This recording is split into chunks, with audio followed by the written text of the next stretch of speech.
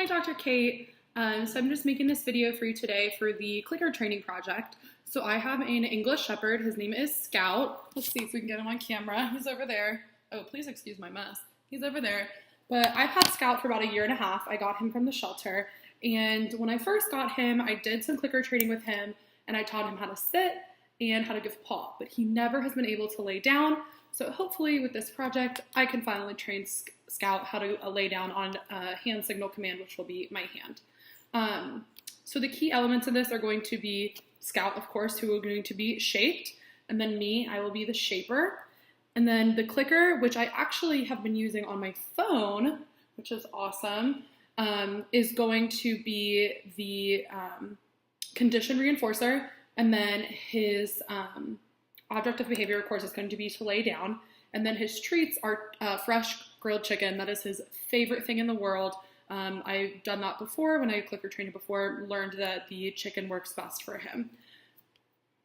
So the target behavior in this case is going to be Scout laying down on the ground, his front legs in front of him, and his back legs behind him.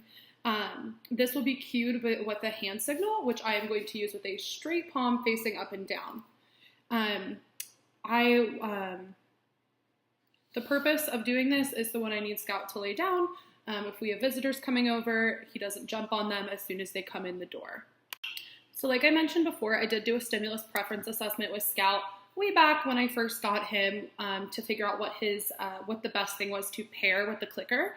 So I originally gave him peanut butter, fresh chicken, small chewy training dog treats, as well as pill pockets, which are super popular dog treat because they're super good and people put pills in them.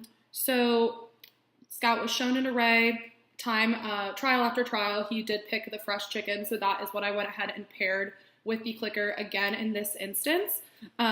This was paired for the first 5 sessions we did. When we did it originally, we were teaching how to sit, and then again I used it in all sessions so the clicker can acquire the properties of the treat, which would be the fresh chicken. So the ABCFO chart for this is going to look very simple. The antecedent is going to be the hand signal. The behavior is going to be Scout laying down. The consequence will be a click from the clicker, and then a treat. And the future occurrences is an increase in the probability that Scout will lay down when I give the hand signal. So I did use shaping for this project when I was training Scout. So like I mentioned before, he does know how to sit, so that was our first step in shaping, was getting him to sit, reinforcing the sit with a click and a treat. I did that for about 2 sessions, and then I moved on. So then we added paw. So we did sit, paw, click, treat. And then once he got comfortable with that, that's when I started introducing lay down without the hand signal. So I started by putting the treat on the floor, so he had to lay down to get it. And then eventually fading that out and just having him lay down when I clicked.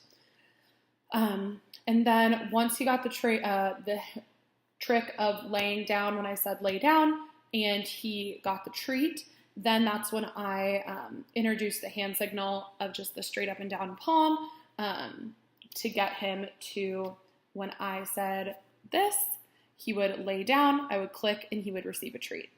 I only gave him the treat when he first sat and then laid down, which was the correct order. So I did run into a few problems when I was training Scout with this project, and one of them is that he has a very short attention span.